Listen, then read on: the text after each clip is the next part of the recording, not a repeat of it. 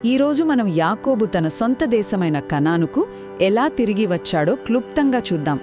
అప్పటికే యాకోబు చాలా సంపన్నుడు. తన మామ లాబాను దగ్గర నుండి తప్పించుకుని సొంత దేశానికి వస్తున్నాడు. కాని దారిలో అతన్ని ఒక పెద్ద భయం వెంటాడుతోంది.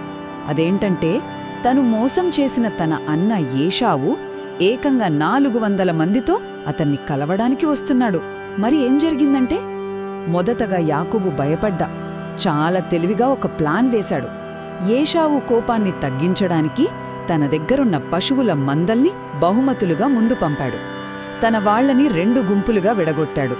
ఒకవేళ మొదటి గుంపుపై దాడి జరిగినా రెండో గుంపైనా తప్పించుకోవచ్చని అతని ఆలోచన.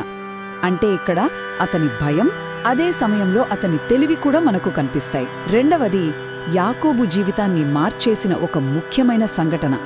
ఒక రాత్రి ఒంటరిగా ఉన్నప్పుడు ఒక అపరిచితుడితో తెల్లవారే వరకు పోరాడాడు. ఆ పోరాటంలో గాయపడినా సరే ఆశీర్వాదం తీసుకునేదాకా వదల్లేదు. అప్పుడే అతని పేరు యాకోబు నుండి ఇశ్రాయేలుగా మారింది. అంటే దేవునితో పోరాడినవాడని అర్థం.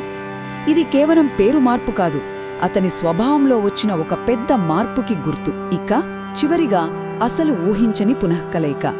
యాకోబు భయపడినట్టు ఏషావు కోపంగా లేడు. పైగా పరుగెత్తుకుంటూ వచ్చి తన తమ్ముణ్ణి కౌగిలించుకున్నాడు. ఇద్దరూ కన్నీళ్లతో మళ్లీ ఒక్కటయ్యారు. ఆ తర్వాత దేవుడు తన మాట నిలమెట్టుకున్నందుకు కృతజ్ఞతగా యాకోబు ఒక బలిపీఠాన్ని కట్టాడు. చూశారుగా, భయంతో మొదలైన యాకోబు ప్రయాణం ఒక దైలిక పోరాటంతో మారిపోయి చివరికి క్షమ, పునఃకలయికతో ముగిసింది.